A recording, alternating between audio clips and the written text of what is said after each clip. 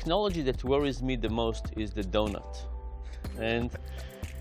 And the reason is because I think the donut is kind of both good and bad. It's an amazingly compact way to compress calories and fat, right? And if you could get small donuts to kids in Africa, that would be really good as part of the nutrition, right? Not full, but then you get lots of it, then the industry is developing better and better donuts all the time, right? If you think about temptation is increasing dramatically, and information is allowing the producers of whatever it is to become more efficient, to learn what it is, to tempt us more.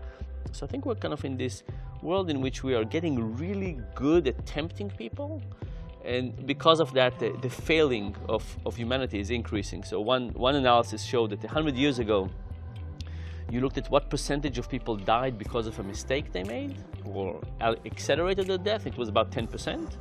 Now it's slightly more than 40%. Why? Because the temptation industry is so good, right? Obesity, diabetes, obesity, texting and driving. I mean, just think about all this. So that's what worries me. For me, the temptation industry that you describe is actually starting to fail.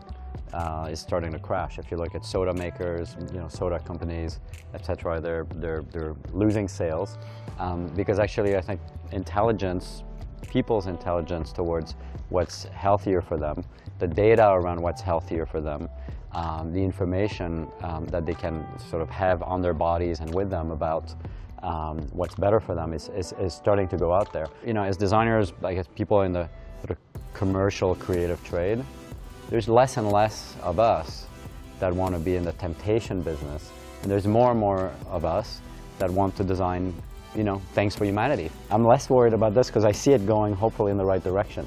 The donuts may be getting better, but people are smarter about them. No, but I think the temptation industry is getting much broader and not as explicit as donuts. Here's a case where I was tempted by something, first rejected it, and now just accept it. So, first time this happened, I go on Google Maps before I'm going somewhere on my desktop machine. I look up some address. I get off the plane, pull out my phone, and go to the Google app, and I type the first character of the address, which is now just a few miles away, and it autofills the address from my home machine. So I'm being tracked. It knows where I am. It's tracking me geographically. It knows I looked for this location. It's got my two identities together, and it sort of irked me a little bit, but then the temptation of the convenience said, oh, I don't care about the Google Cloud knowing everything about me anymore. I'm just going to go for it. And that might be until there's some break-in and all my data gets put up publicly somewhere, and then I'm going to really regret it.